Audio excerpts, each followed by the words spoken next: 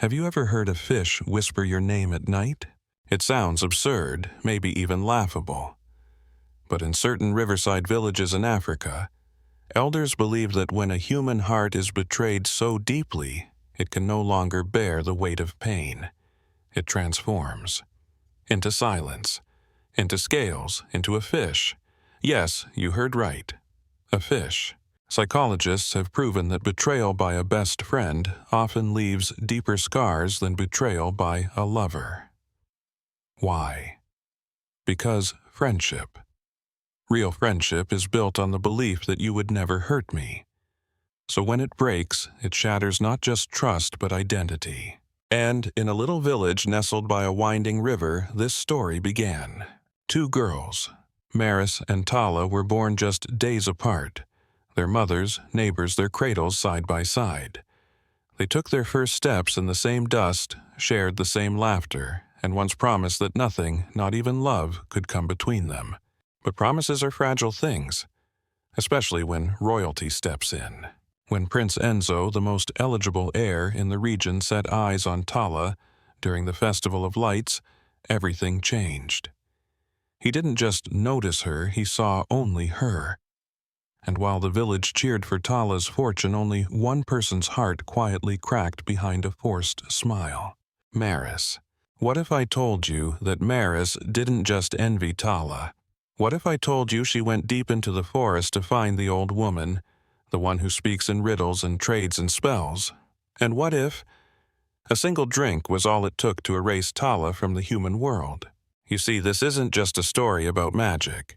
It's a story about jealousy dressed as friendship, about the moment love turns into obsession, about a girl who traded her womb for a crown and lost more than she ever imagined. But what happens when a poor little girl hears a fish whispering at midnight? Stay with me, because what begins with betrayal will end with redemption. And in the middle, a secret only the river knows. In the quiet cradle of the southern riverlands where golden sunlight filtered through tall palm trees, and children ran barefoot on warm clay paths, there lay a village that thrived on rhythm ritual and rain. Life here moved like the river itself, steady, familiar, full of secrets beneath the surface. This is where Maris and Tala were born just 3 days apart. From the moment they could walk, they walked together. If Tala scraped her knee, Maris tore her own skirt to bandage it. If Maris was hungry, Tala snuck extra food from her family's pot. They were not just best friends, they were extensions of each other, a bond so seamless that even their mothers used to say, if you lose one, you lose both. Tala was the gentler one. Her laughter, soft and musical, had a way of calming storms both in the sky and in people's hearts. She loved the river, the birds, and the stories the old fishermen told at dusk. Maris, on the other hand, had fire. Her mind was sharp, her feet quick, her words clever. If there was a problem, Maris would solve it. If there was danger, Maris would face it first. Together, they were admired. Celebrated. The village called them the Moon Twins, not by blood, but by fate. But fate is a delicate thing. When Tala turned 17, something shifted. At the Festival of Lights, an event held only once every 5 years, Prince Enzo, heir to the kingdom of Kamba, arrived with a small entourage. He was tall, his presence commanding but kind. While others marveled at his gold-trimmed robes and silent guards, Tala simply smiled and handed him a lantern to light as she had with every villager. It was in that moment, quiet and unassuming, that something sparked.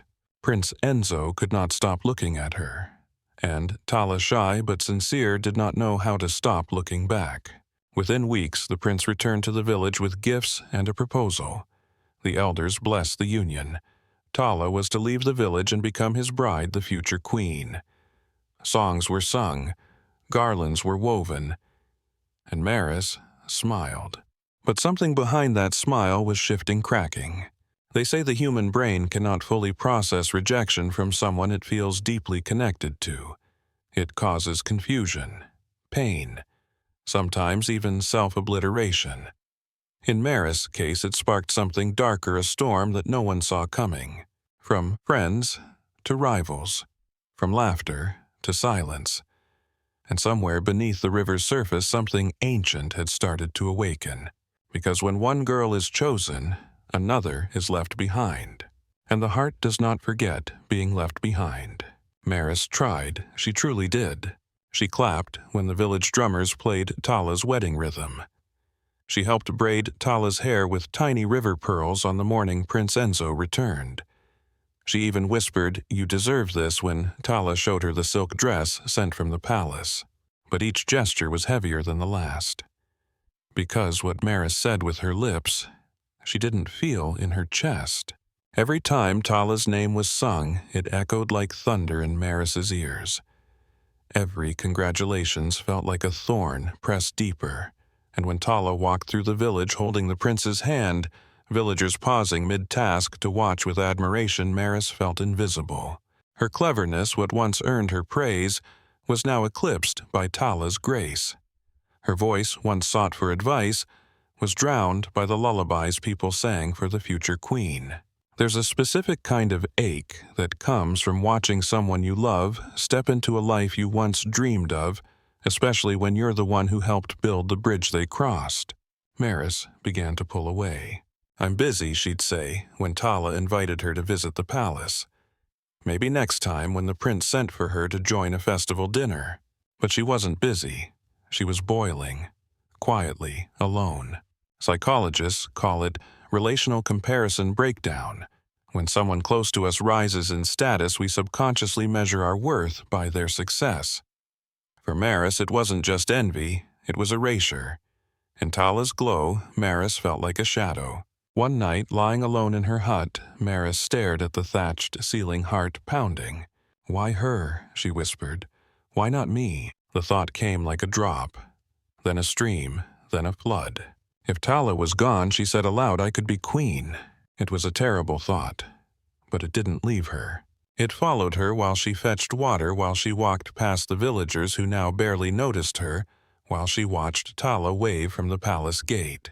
And then she remembered the stories, the old ones, about the woman who lived deep in the forest who asked for no gold, only something precious in return. The woman who turned enemies into birds, lovers into trees, people into fish. Maris's breath quickened. She packed before sunrise, just one satchel, no goodbyes. Because the pain of watching someone else live your dream is sometimes enough to make you destroy theirs. The forest didn't welcome her. Its branches clawed at her arms. Shadows shifted even when the wind didn't blow. And somewhere above, an owl watched her with eyes too human to be a bird. Still, Maris walked. She had heard the legend since she was a child about the woman of the woods, older than time, who spoke the language of roots and bone. Some called her a witch. Others a curse wrapped in skin. When Maris finally reached the clearing, dawn hadn't broken, but the air felt too warm, too still. A crooked hut leaned under the weight of vines. Smoke curled from a chimney made of river stones. And sitting by a fire that burned without wood was the woman. She was not as monstrous as Maris had imagined. Her face was lined like dried leaves, her hair white as ash, and her eyes, they were still as the river before a storm. "You came," the old woman said without looking up. "I have a wish," Maris replied, her voice trembling. "A wish always has a price," the woman said. "What is it you want?" Maris hesitated for a moment. "Then I want her gone. Tala, I want to take her place." Silence. Then a thin smile from the old woman. "That is not a wish. That is a wound. But wounds can be useful."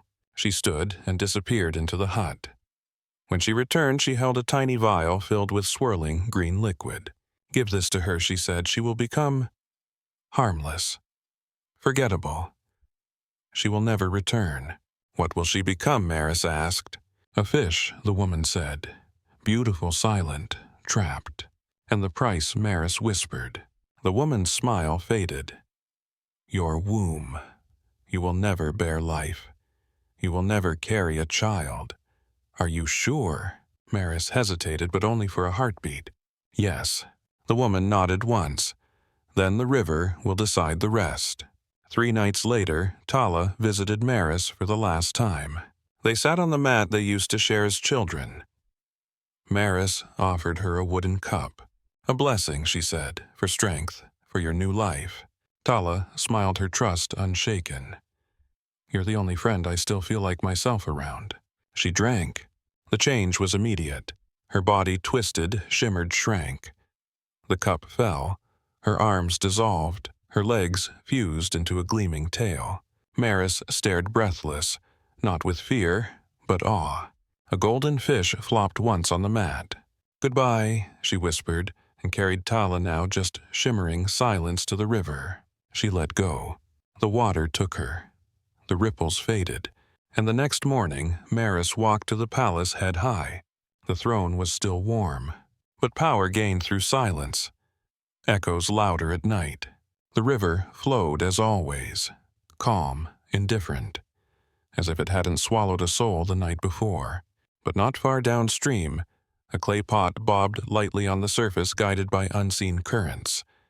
And fate, or perhaps something older, carried it toward the home of a woman who still prayed each night even when no one answered. Her name was Yara. A widow, poor and proud, Yara lived with her daughter Lenny in a small hut at the edge of the village. Life had not been kind. Since her husband died, every day was a fight for food, for wood, for water. But Yara never begged, and she never taught Lenny to be bitter. Even when we have nothing, she would say, we still have how we treat others. That morning, Yara went to fetch water. She filled her pot from the river, balanced it carefully on her head, and walked home unaware of what she carried. Back in their hut, as she poured the water into a basin, something gold shimmered in the stream. With a soft gasp, she caught it. A fish unlike any she had ever seen. Its scales sparkled like coins, its eyes too round. Too aware. Lenny, she called. The little girl rushed in, eyes wide. Mama. Look, Yara whispered. Lenny stared at the fish. Is it magic? Yara nodded slowly. It must be. The golden fish only appears once every 10 years. That's what the old ones say. If we sell it, Lenny, we could eat for a year. We could rebuild our roof. We could finally stop struggling. Lenny smiled, then looked closer. The fish didn't thrash. It didn't try to escape. It just floated, watching her. That night, as Yara slept, Lenny sat beside the basin, staring into the water. And then she heard it. A whisper, faint trembling but clear. Help me. Lenny froze. Who are you? I am not a fish. My name is Tala. I was cursed. Please, don't let her win. Tears welled in the girl's eyes. A choice stood before her. She could say nothing, let her mother sell the fish and escape poverty. Or she could believe in the impossible, in a voice only she could hear. The next morning, Lenny stood in the doorway as Yara wrapped the fish in cloth ready for the market. Mama, she said softly, we can't sell it. Yara blinked. What? It's not a fish, Lenny said. It's a person. Her name is Tala. Yara looked at her daughter, and in her eyes she saw no childish fantasy, only quiet certainty. Yara sighed. Then slowly, she set the fish down, because sometimes the greatest courage is choosing to listen when no one else would believe. The fish's eyes shimmered under the morning light, and Lenny knew what they had to do. We can't stay here, she told her mother. If Maris finds out we know the truth, she won't let us live. Yara hesitated only a moment. Then she packed what little they had, a sack of dried roots, a worn shawl, and the clay basin that held Tala. They left before sunrise. The forest loomed ahead like a wall of ancient secrets. Birds stopped singing as they passed. Even the wind held its breath, but they pressed on. That night, as they huddled beneath a tree, too twisted to name a light, appeared soft, floating neither fire nor moon, and from it stepped a woman. Her skin glowed silver, her hair flowed like water, and when she spoke, her voice was both thunder and lullaby. I have been waiting, she said. Are you the forest witch? Yara asked, trembling. No, the woman replied. I am the one who undoes what she destroys. She knelt beside the basin and placed her hand gently on Tala. She has suffered, but there is still hope. What must we do? Lenny whispered. The woman handed them a pouch of glowing herbs. Rub this on her scales. But listen well, for the curse to fully break the man who loved her must see her as she is before the 7th moon rises. If not, she will remain a fish forever. Yara clutched the pouch. How do we get to him? The path will open, the woman said, fading into mist. But danger walks it too. 2 days later, exhausted and blistered, Yara and Lenny arrived at the palace gates. The guards laughed at their plea. No one sees the king without the queen's permission, they barked. And Maris did not grant permission. She had grown colder, her smile sharper. Though Enzo sat beside her, his eyes were always searching, as if something inside him knew something was missing but couldn't remember what. When Yara and Lenny were thrown out of the gates, they nearly gave up. But that night, a boy from the palace kitchen found them in the alley. He had heard whispers, seen the queen slip strange powders into Enzo's meals. He had once watched her burn a lock of golden hair while chanting in a foreign tongue. He helped them sneak in. Lenny hid behind the garden wall, clutching Tala. Yara crept forward, waiting for Enzo's evening walk. And when he finally passed by, head down steps, heavy, Lenny leapt out. "Your Majesty," she cried. "Please, just look." She held the fish up its scales, now pulsing with faint light. Enzo turned and froze. Something ancient stirred in him. He stepped closer, reached out, and touched the fish. In a flash of light, the fish vanished, and Tala stood before him, whole, shaking, human. "Tala," he whispered, tears already falling. "I thought I lost you." "You didn't," she said. "You were taken from me too." And just like that, the spell broke. His eyes cleared, and Maris's world began to crumble. The garden that once felt empty now pulsed with life. Enzo stood still, unable to look away from Tala, as if afraid that blinking might make her vanish again. But she didn't. She was real. She was here. She stepped forward. He caught her in his arms. "I remember everything," he whispered. "The way you smiled. The way the river caught the light in your eyes. I knew something was wrong, I just didn't know what." Tala held him tighter. "You were under a spell. None of it was your fault." Their embrace didn't just reunite two people. It rewrote the silence of months lost to lies. Inside the palace, whispers spread like wildfire. Servants who once feared speaking out now gathered in corners, nodding. Some wept. Some prayed. And Maris. She knew the spell was broken the moment she saw Enzo's eyes. No longer clouded, no longer hers. She fled before sunrise. No one saw her leave. Some said she vanished into the woods. Others claimed the river swallowed her. But the truth was simpler. The one who takes love by force never gets to keep it. Days passed, then weeks. Peace returned to the palace like a long-lost guest. But Tala didn't forget.